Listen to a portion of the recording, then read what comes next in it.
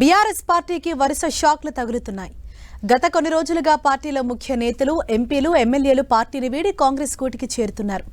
తాజాగా BRS senior నేత K Keshavarao party వీడుతున్నట్లు ప్రకటించడంతో ఆ పార్టీలో అంతర్గత చర్చ మొదలైంది.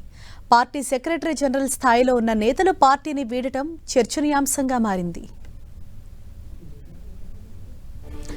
గులాబీ పార్టీ ఆవిర్భావం, ఉద్యమ ప్రస్థానం నుంచి పార్టీ నిర్మాణంలో పలు కీలక పదవులను స్థాయికి తగ్గట్లు ఆయా నేతలకు కట్టబెడుతుంది. పార్టీ అధినేత కేసీఆర్ ఉద్యమ సమయంలో అత్యున్నత కమిటీగా పొలిట్ బ్యూరోని ఏర్పాటు చేశారు. ప్రభావవంతమైన నేతలు పార్టీలో చేరినా, పార్టీ అప్పగించిన బాధ్యతలను సమర్థవంతంగా నిర్వహించినా వారికి బ్యూరోలో స్థానం కల్పిస్తూ నిర్ణయం తీసుకున్నారు. పార్టీలో అధినేత కేసీఆర్ తర్వాత ఆ స్థాయిలో గౌరవం దక్కే స్థానం పార్టీ సెక్రటరీ జనరల్.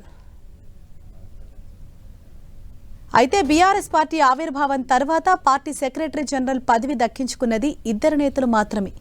మొదట తెలంగాణ రాష్ట్ర సాధన కోసం తల్లి తెలంగాణ పార్టీని స్థాపించి అప్పటి టీఆర్ఎస్లో విలీనం చేసిన పార్టీ వ్యవస్థాపకురాలు విజయశాంతిని టీఆర్ఎస్ సెక్రటరీ జనరల్గా నియమించారు.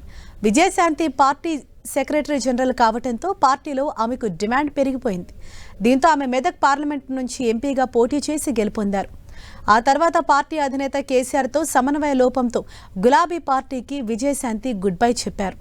అప్పటి రాజ్యసభ సభ్యుడిగా ఉన్న కేకే తెలంగాణ రాష్ట్ర సాధనలో కేసీఆర్తో కలిసి నడిచేందుకు నిర్ణయించుకొని పార్టీలో చేరారు. కేకే పార్టీలో చేరిన వెంటనే సెక్రటరీ జనరల్ స్థానాన్ని ఆయనకు కట్టబెట్టారు కేసీఆర్. ఆయన రాజకీయ అనుభవాన్ని పార్టీ పరంగా వినియోగించుకుంటూనే గులాబీ పార్టీ 2 సార్లు రాజ్యసభకు నామినేట్ చేసింది. సుదీర్ఘ రాజకీయ అనుభవంతో కేసీఆర్కు దగ్గరైన కేకే తన కూతురు విజయలక్ష్మికి హైదరాబాద్ మేయర్ పదవి కట్టబెట్టాలని ప్రయత్నాలు చేసి సక్సెస్ అయ్యారు. అయితే ప్రస్తుతం మారిన రాజకీయ పరిస్థితులతో కేకే కూడా బీఆర్ఎస్కు గుడ్ బై చెప్పారు. తన రాజకీయ జీవితం కాంగ్రెస్ పార్టీలో మొదలైందని, చనిపోయే వరకు కాంగ్రెస్లోనే కొనసాగుతానంటూ ప్రకటించారు. పార్టీలో, ప్రభుత్వంలో గత 10 ఏళ్లుగా ఉన్నత పదవులు పొంది ప్రస్తుత పరిస్థితుల్లో బీఆర్ఎస్ను వీడటం ఆ పార్టీలో చర్చకు దారి తీస్తోంది.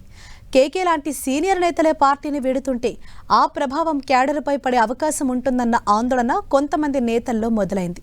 దీంతో బీఆర్ఎస్లో ఎవరుంటారు, ఎవరు వెళతారో తెలియక గందరగోళంగా మారిపోయింది.